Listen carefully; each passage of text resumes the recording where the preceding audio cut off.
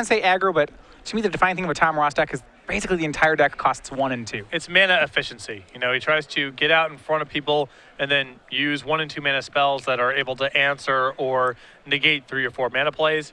Plays a very effective tempo game. White Blue Heroic, so good at that sort of game plan. God's Willing is, and Najani's Presence are so efficient at trading with removal spells, especially the, you know, Hero's Downfall, Obs on Charm, those 3 mana removal spells. Those are the tempo swings that make White Blue Heroic very potent. Yeah, now of note, one thing that Aaron does have going for him is he does have 2 main deck copies of Reclamation Sage, which actually figures to be pretty decent in this matchup, as he'll have no shortage of enchantment targets. But Aaron here, he's going to be up against it, especially on the draw. Yeah. Turn 1 favorite Hoplite from Tom. He goes down to 19. Yeah, you almost think he wants one of those ramp into Siege Rhino style strategies just because it's very good at racing. Well, it is. That's about as well as his deck can do from a racing perspective. But even Siege Rhino is not that effective at racing what White Blue Heroic does. It just, everything happens so fast, and the creatures quickly get big enough that not even Siege Rhino is capable of blocking. Favorite Hoplite swings in for 1. Tom Scry's leaving on top, plays a second favorite Hoplite and passes back to Aaron. So no Hoplite into Ordeal. That's a bullet dodged for Aaron, but he's going to have to get his game on quickly. He started on Sandstep Citadel and follows it up with Satyr Wayfinder. And I love the no hesitation from Tom there. Playing the second favorite Hoplite, you see some players there where, you know, they would think about it for a while because of Bile Blight, but Tom just doesn't care. It's probably not there, and if it is, so what? It's going to get you if it's there no matter what. I mean, it may be just that the second Hoplite just isn't much value. It looks like he has more creatures. Aaron playing the Wayfinder, he does miss off the Wayfinder. Milling Rhino, Murderous Cut, and Elvish Mystic. Tom swings in for 2 with the creatures, and he'll play Heliod's Pilgrim. And now Tom can be very aggressive tapping out here because the opening here of Yavimaya Coast, Wayfinder, and Siege Rhino means he's playing the 4-color deck. Tom knows that this deck just does not play a lot of removal, and so he can be very aggressive tapping out here. Yeah, he does play Murderous Cut, and now Aaron has enough cards in the yard where he has to watch out for 1-mana cuts. But yeah, Heliod's Pilgrim gets Ordeal of Thassa for Tom. So it's a slow start, but one that's creating a lot of value. He hasn't really suited up any creatures yet. We'll go over to Aaron. Looks like he is going to delve, and this may just be a turn 3 Tasigur. And it is Tasigur the Golden Fang. Leaves Siege Rhino in the yard, certainly, so that's the go-to card for Aaron. And one thing Tasigur, I mean, he does a pretty good Gurmag Angler job, just being a large creature on the cheap, all abilities aside. I think that Tom may have the answer ready here with Valorous Stance in hand. Yeah, puts Ordeal of Thassa onto his favorite Hoplite. Swings, it goes up to 2 counters. Aaron will block with Satyr Wayfinder. Yeah, and Tom has a stance, doesn't even really, not pressured into using it just yet. No, he's got, you know, Valorous Stance, but he's leaving up God's Willing, and if Aaron wants to spend his 4 turn activating Tasigur, well, Tom's fine with that. Yeah, Tassigur's going to swing. So, bold move, Aaron. It looks like he's trying to just race as his out, which I guess unless Tom has Ordeal of Heliod is possible. And it's not like Tom, you know, Aaron's not in a position to block next turn, so he might as well attack. Tom will chump away his Heliod's Pilgrim and Sidisi Brood Tyrant from Aaron. Sidisi can be very good against heroic strategies. Just a steady stream of blockers can be very, very powerful. Aaron taking 1 for this. He does mill Whisperwood Elemental, so he'll get a zombie. Yeah, one thing, this 4-color Soul deck does have great 4-drops, whether it's Sidisi or Siege Rhino. You have to expect a lot of value coming there. And now Tom will take the opportunity in end step to go ahead and Valorous Stance away the Tasigur. Now, a real priority here for Aaron, if he can muster it, is getting multiple colors of blockers back on defense. That takes a lot of the sting out of God's Willing. Yeah. Favorite Hoplite swings, Heliod's, the Ordeal of Thassa, rather, will crack, and Tom will draw 2. So in comes the 4-5. Aaron could try to double block or chump. Double block so risky, though. He'll just chump away the zombie. Aaron playing this matchup like he certainly, I feel like, knows what's going on. Yeah, no, I've liked his play so far. Yeah. He definitely has a strategy. He's chump blocking from very high numbers.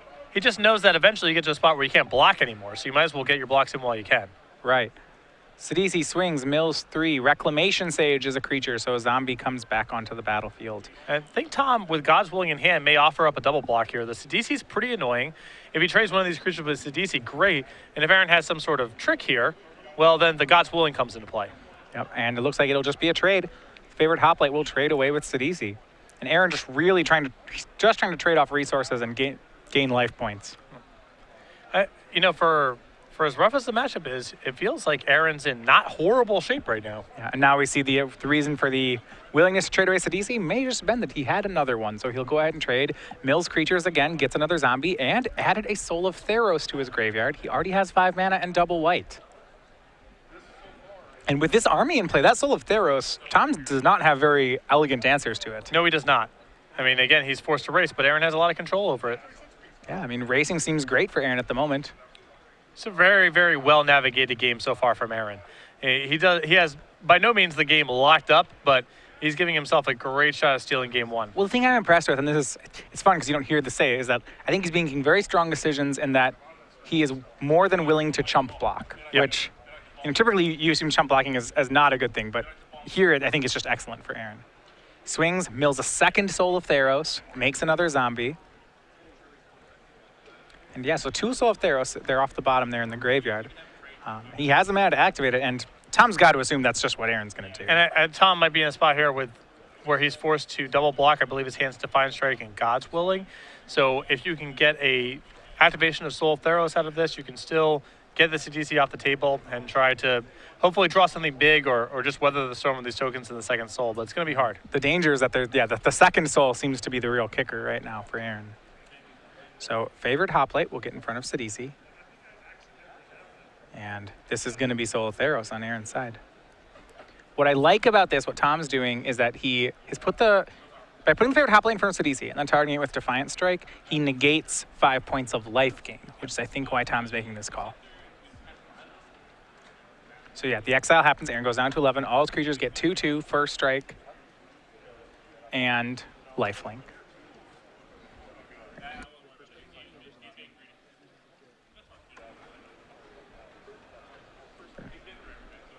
And so looks like the pumps on the two zombies will deal 8 to Tom. Aaron will go up to 19, Tom down to 8. Yeah, Sidisi lives through this as well. And Defiant Strike was a draw off Defiant Strike for Tom, so that's a pretty good one.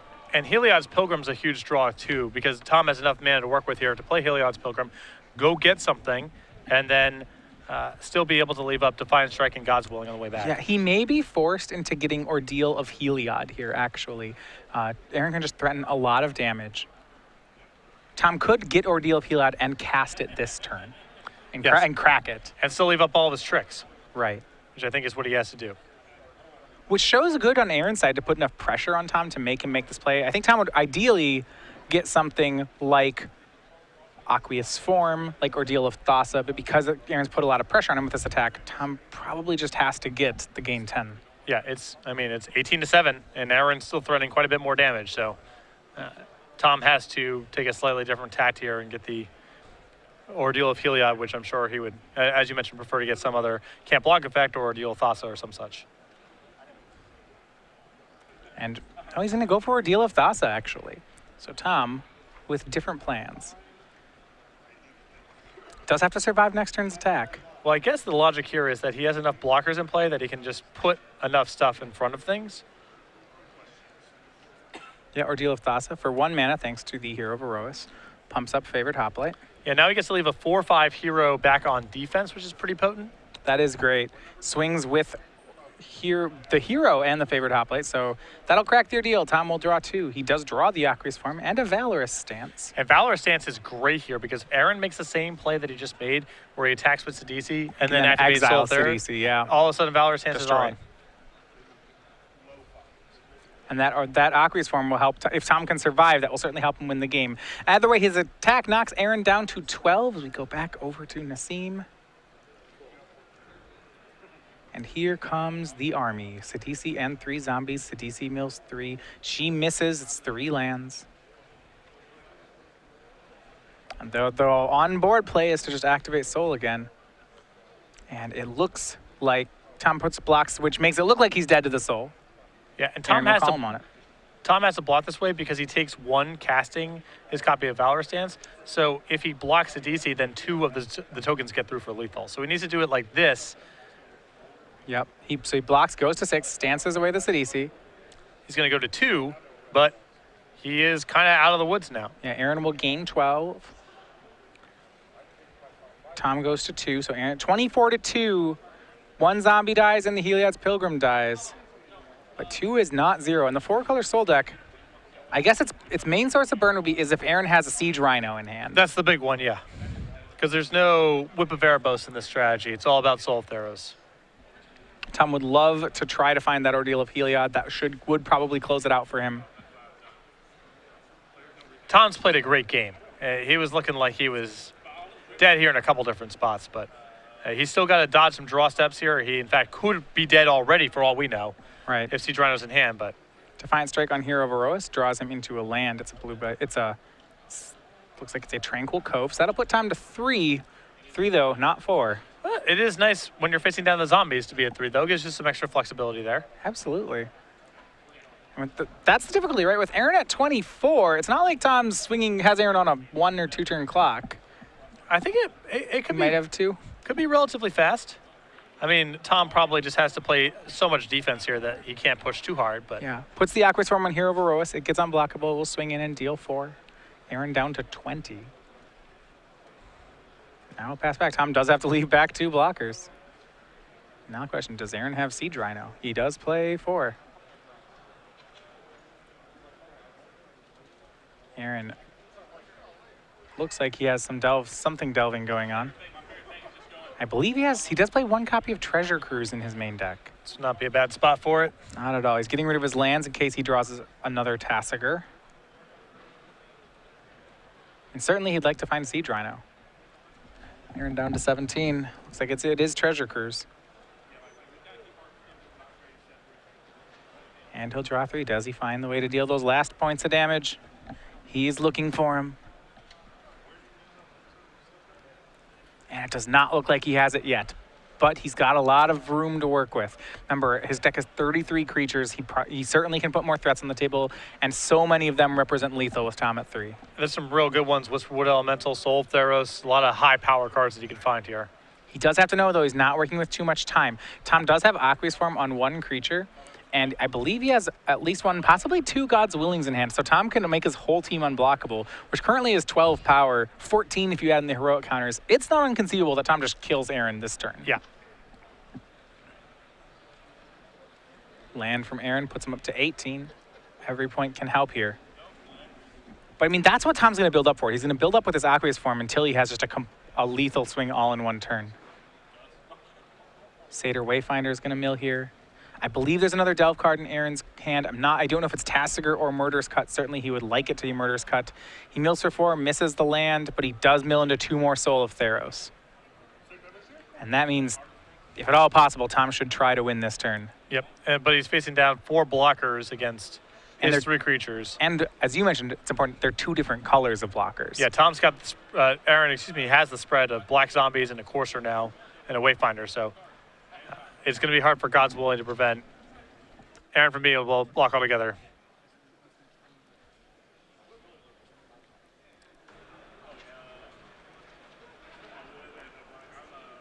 And yeah, he did. Just was thinking about upkeep scrying there at the God's Willing, but ended up not doing it. Scries with the Temple, keeps it on top. Can he survive through another Soul of Theros activation? As you mentioned, this 4-color Soul deck uses Soul of Theros so well. Well, on the board, Tom's dead because he's got 3 blockers against 4 attackers, and the Soul makes them all 3 power. So it's exactly lethal on board. No guarantee Aaron goes ahead and makes the attack, though it seems likely. Yeah, now I guess the question for Tom is, does he have any relevant bluffs? He's going to swing for 4. Doesn't need to scry. He's already done it and already kept on top. Well, the difficulty here is now that Aaron can just go attack you and put the onus on Tom to do something with that attack. Yeah, it even looks like Aaron has a copy of Murderous Cut that he's going to play on end step here. But even still, it's not like Aaron has to do that at this point because Aaron could simply go untap, attack you. If Tom does nothing, it's lethal. And if Tom does something, then you have Soul of Theros, which might get you out of whatever jam it is. Aaron tries to Murderous Cut the favorite Hoplite on end step. Tom God's Willings it. Yeah, but you're right. Aaron can just swing everything. Yeah. Opulent Palace on top and plays it, goes to 19. it is looking like Aaron has actually taken game 1 here. Yeah, I think if I'm Aaron here, I just send them all in and see what happens. And it mattered, I want to mention just how much it mattered, those early chumps from Aaron and just being really aggressive with his life total.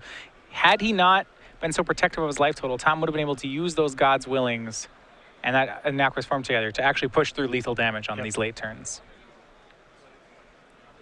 And there you have it, Tom. No other plays. He's going to take 3 off the Zombie and the Wayfinder. So game 1 goes over to Aaron Nessim. Quite the upset there, in my opinion, but Aaron did find a lot of copies of Soul Theros, did a very good job protecting his life total, and Sidisi did a lot of work. Yeah, absolutely. Well played on his side. Can he do it again? I guess would be the question. It's not a great matchup, and it doesn't actually get that much better after sideboard. It's not like Aaron can go to 10 kill spells out of the board. Exactly. Tom has 2 copies of Laguna Van Trailblazer, 2 copies of Treasure Cruise and Erase, 2 copies of Ordeal of Heliod, 4 copies of Southern Isle, a Monastery Mentor, a Valorous Stance, an Aqueous Form, and a Citadel Siege. I like the Aqueous Form and the Valorous Stance here because Aaron's pretty good at blocking. I think Citadel Siege may come in here because the Dragon's mode is actually pretty good against Sidisi, and the Cons mode on a stable board is reasonably powerful. I don't know if Stubborn Denial will come in here because these decks are typically very spell light. Yeah, there seems too many creatures to do that. But I think the 2 copies of Treasure Cruise and the 2 copies of Laguna Van Trailblazer can come in as well. Just a little bit more staying power if you think Aaron might go to something like Drown Sorrow or Bioblight. It's nice to have an 0-4, and the game could go on for a very long time. Aaron may have a lot of removal, and then Treasure Cruise is very effective as well. Yeah, and when you look at the way Tom lost game 1, which was really to me was Soul of Theros was the story of game 1. Yes. There's not a good way out of Tom's sideboard to interact with Soul of Theros. If Aaron can mill into them with armies of play Sidisi's into Soul of Theroses, that's just that seems like just a solid recipe for beating Blue-White Heroic. Tom's plan is to be so fast that there's no time for those kind of shenanigans. But once you get to that stage of the game, you're right. Tom doesn't really have a way to stop it from happening. Yeah, that draw of Tom's that last game was robust, but not necessarily fast. Yeah, it was definitely. He went creature, Heliod's Pilgrim as a start. His first 3 turns were making 1/2s. And that gave Aaron a lot of time to get his shop set up. All right, on Aaron's side of the board, we do see some interaction with spells. He has copies of Thoughtseize, Drown in Sorrow, Bioblade, Glare of Heresy, Soul of Innistrad, Disdainful Stroke, Treasure Cruise, Negate, and Deicide. Now, the removal seems like it's a sure thing. Bioblade, Glare of Heresy, certainly would want in on some of those. But outside of that, do you like Negates? Do you like Thoughtseizes? I like Thoughtseizes. I like Negates. I like Bioblight and Glare of Heresy. I do not like Drown in Sorrow. That's about where I'm at. How do you feel about Deicide? Granted, it's just kind of an expensive erase, but maybe that's still good enough. I'm not a huge fan of erase effects against White Blue Heroic because the enchantments that matter the most just trigger so fast that you almost have to leave it up on your turn. Glare of Heresy is great because it can do some work against enchantments in some spots, but mostly functions against the creatures. Erase and Deicide, there aren't that many targets that you can just profitably exchange with, so I would leave that at home. Negate, on the other hand, is very good against Ordeals, so I think Negate's solid. Yeah. Well, one thing these players are going to decide what we're going to talk about is our newest creature collection. We had creature collection. Yeah, we're going to talk about our creature collection. We've seen creature collection of squirrels, which is something we did in the last year, and this is the the Winter 2015 collection. We have this, as you see here. You've seen them: the rat, the mammoth, the turtle, and wolf. All of them. You've seen them as our featured for game nights over the last few months. You can now get them on card sleeves, playmats, and dice bags. This is our creature collection. These are the ones from Winter. You can learn more about them at starcgames.com/creature collection. Yeah, all these items are available on the website or any Open or Grand Prix we have a booth at. You can buy it all there as well. They're really cute. These guys are great. The Turtle Witness. Yeah, get it? Yeah. You get it. I get it. No, I like that. There you go. All right. StarCityGames.com/creature collection to get your items today. Okay, game 2. Tom's on the play. Does the way game 1, can Tom keep these value hands? Last game it wasn't fast, but it had a lot of value in it. It's probably still too good to mulligan, but it did show a way that Aaron can win. Yeah, for sure. Tom's hand of just a curve of creatures is not going to be very good here. The way that you're capitalizing on the way that Aaron's deck is constructed is with the enchantments. He doesn't have that much removal to blow you out, and his deck's a little bit on the slow side, but Tom's curve that game was 1 power creature, 1 power creature, 1 power creature. And even though Tom had a lot to follow up with, he never really got enough momentum, and that gave Aaron a lot of time to flip his graveyard over, get his DC into play, eventually get his Soul of Theros, and so on. So Tom's best draws in this matchup are just have a creature, put some enchantments on it, go nuts. And Aaron doesn't have a lot of recourse against those draws. Tom is playing, I mean, at the end of the day, Tom is playing, commons against Aaron's mythic rares. So you'd expect, Aaron will bowl him over in power as both of them get the opportunity to cast more of their cards. Tom will get farther behind. Yeah, the difference in raw power level between these two decks could not be further apart. Aaron's deck is just all power once he gets to a certain point. Tom's trying to capitalize on some early game inefficiencies. Yeah, perhaps some mulligans on Tom's side, at least on to 6. I believe he is on to 5 cards here. But as you mentioned before, with the turn 1, with those auras, something like a turn 1 favorite hoplite into a turn 2 ordeal, a mulligan to 5 can be just fine for the Blue White Heroic deck. You never want a mulligan to 5, but this is the type of matchup where, if Tom finds the right hand, a 5-card hand will be just fine. Because again, Aaron's not going to just play kill spell, kill spell, kill spell, and really leverage the fact that he's on 5 cards. Aaron's hand's still mostly going to be creatures. So a good hand from Tom should be enough to give him some play. All right, and with that, we are underway. Tom starts out turn 1 on Plains. It'll be Opulent Palace off of Aaron. Tom does have a Scry here. Does look like he has Aqueous Form, Hero of Erois, and Heliod's Pilgrims over a 5-card hand. There's action to it, though it's not the fast start he may have wanted. Go back over to Aaron. Siege Rhino lies in wait in his hand, so he does have some power 4 drops, but that's to be expected, certainly with a deck of Rhino and Sidisi. Yeah, he's got a lot of power 4s, and now Whisperwood Elemental, power 5 in the deck, and Tassiger, a power 1 in the deck. I mean, Tassiger has been such a great card for that reason. It's this late game card that, we saw him turn 3-1 last game. It's pretty potent at, feels like all stages of the game. Yeah. You have it early, with some fetch lands and the Thoughtseize. It's ready to go on turn 3 or turn 4. If the game happens to stall out, then the activated power becomes very good. And Aaron will have Satyr Wayfinder again. Last time we thought this did help him turn 3 a Tassiger. We'll see what he can get off it again. This time he does hit a land. Has the option between Yavimaya Coast and Sandstep Citadel and Mana Confluence. But no Soul of Theros in the yard yet. Tom's got to be happy about that.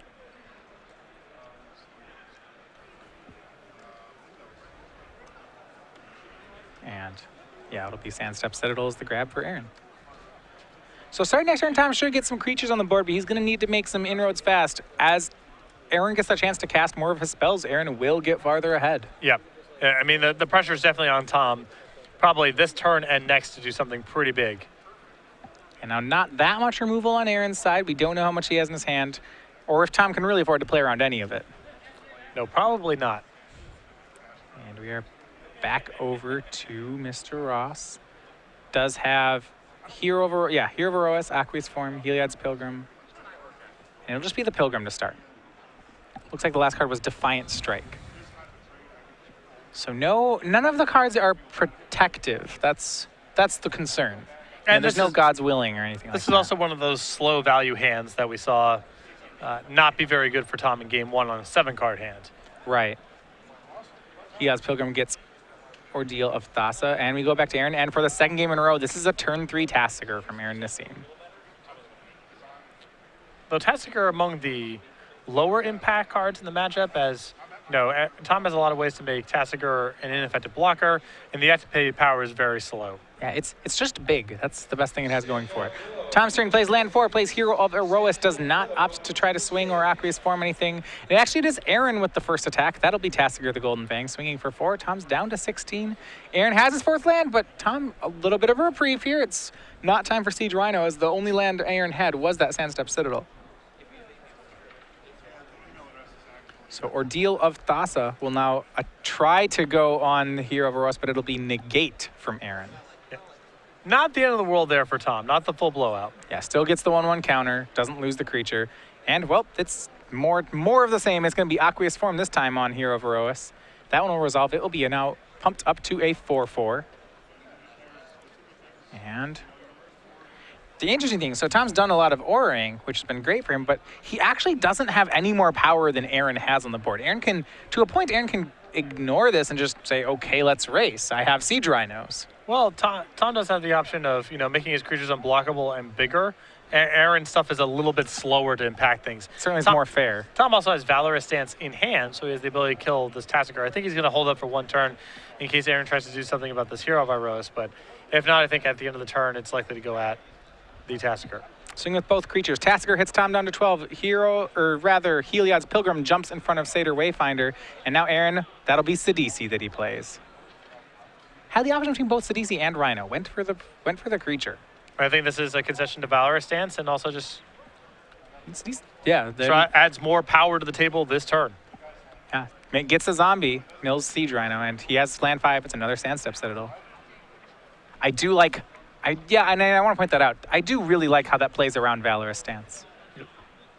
Tom Enstep cycles Defiant Strike off Hero of Erois. Drew another one, actually. And he may just be all in on protecting this hero and swinging. Yeah, that's all his hand really allows him to do. So here's the 5/5. It comes in. It's going to swing. Tom scries to the bottom. He's scrying first before Defiant Striking. So now he Defiant Strikes it up to a 6/6, rather a 7/6 on resolution. Finds a Ordeal of Thassa. Unfortunate sequence. If he goes in the opposite order, if he does all this pre-combat, he could have played the Ordeal. Not that it's wrong. Yeah, it's slightly unfortunate, but he still can play the Ordeal right now if he wants to, and then still leave up Valorous stance. Yeah, and this is for maximum efficiency. And he's got 8 points of damage coming across next turn. Yeah, so with the Valorous stance, that is lethal. Will require Aaron to have some life gain, which Aaron does at the moment.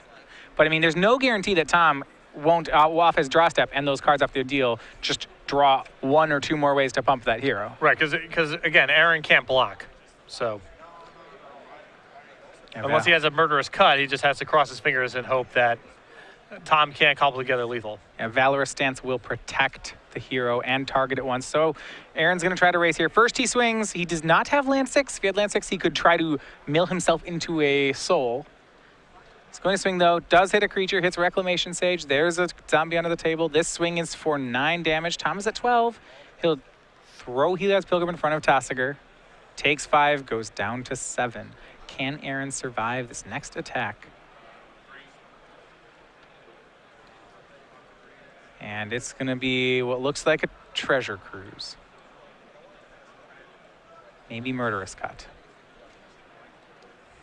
We'll see where Aaron goes. And Treasure Cruise is not bad news here for Tom because he's only looking to play 1 more turn anyway. Right. It's got to be a good card. He can. I mean, there aren't that many cards that are a lot better than the Siege Rhino that Aaron could make. Yep. 1 more land, and it is going to be the Rhino. So Aaron goes up to 11, Tom down to 4. So here's the board state. Aaron's at 11. Tom needs to get damage across. His creature is already going to be an 8. He can use Valor Stance right now if he wants to make it a 9, which he might just do. In which case, then off his draw step and that Ordeal, he'll have to find 2 more targets. Aaron does not have black mana up, so Tom may just Valor Stance end step here. Yep. In fact, I would expect him to. It makes Defiant Strike lethal, and it opens up certain weird pairs of cards to also be lethal. Yeah, there you go. So Defiant, that Valor Stance puts a counter on it. It's going to be an 8/8. It'll turn into a 9/9 on the attack. Can it get to 11? Ajani's Presence also lethal. Here's number 7. First the Scry off Aqueous Form. That'll put a card to the bottom. Now the Ordeal is going to crack. Can Tom find? He has Valor Stance, Mana Confluence. It looks like he is 1 short. And jump blocking out of next turn, even with the removal spell, is not going to function either. Yeah, he has a blue card in hand. It depends what it is, but most of his blue cards do not target immediately. He has a 9/9, but Aaron is at 11. And it looks like it was Shu Yun. Yep. Was the blue card in hand. So he can put Aaron down to 1, but 1 is not going to be 0. He has a blocker and a removal spell, but Aaron's got way too much damage coming across. Yeah, and that puts Aaron down to 2. Tom, post-combat, has to just play Shu Yun. And that should be good enough for Aaron Nessim.